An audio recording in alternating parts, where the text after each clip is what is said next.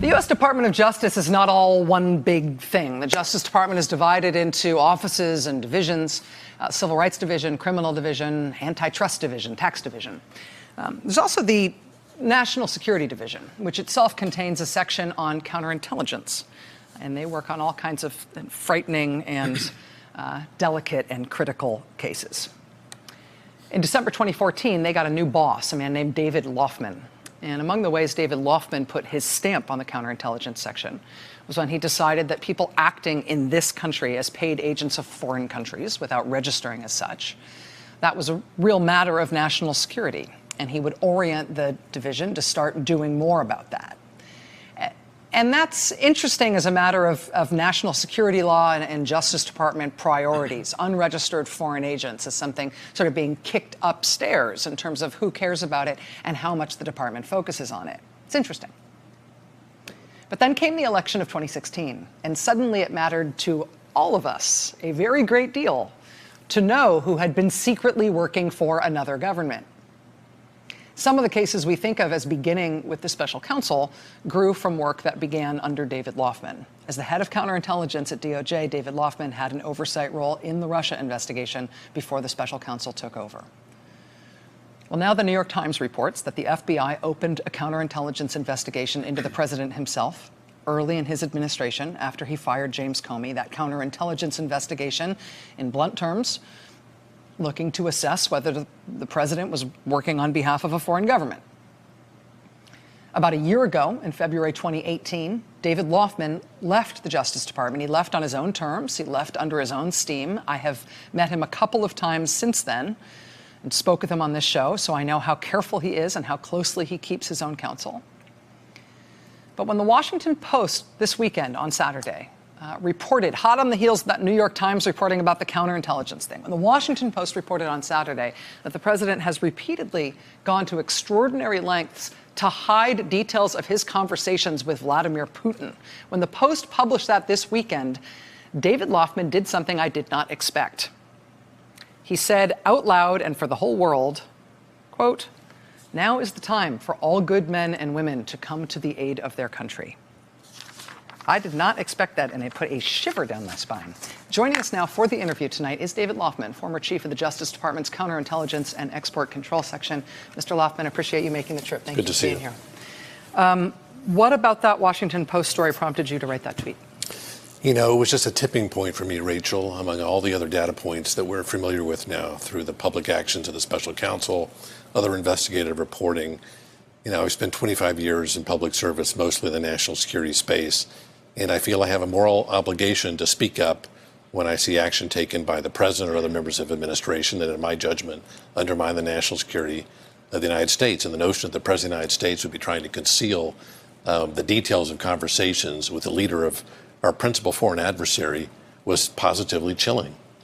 You say it was chilling learning that in the Washington Post. What the Washington Post reported this weekend, did you know that before you read it in the Post this weekend? I can't remember what I, was certain about with respect to the president's personal meetings with foreign leaders. That's not the sort of information that normally would come to the component that I led in the Department of Justice. Mm-hmm. There may have been some understanding in other department agencies, other departmental agencies. When you describe the president as acting in a way that is counter to the national security interest of the United States, those of us who don't think of this in legalistic terms, those of us who are just civilians and citizens trying to make sense of this moment in history and trying to think about our own responsibility, which you're sort of calling us all to think about here, do you mean in blunt terms that the continuing existence of this presidency is a threat to the national security of the United States? Do you think the president is that kind of a threat? I think there's a culmination of things we can point to in the public record now. The unbelievable acquiescence to Vladimir Putin in Helsinki that was positively shocking to those of us who've worked in national security all of our lives. All the many things that you've read about in the charging documents of people associated with the president, all those to me point to a reasonable inference that, and it's a painful, anguishing thing to acknowledge, that the president of the United States is a clear and present danger to the national security of the United States.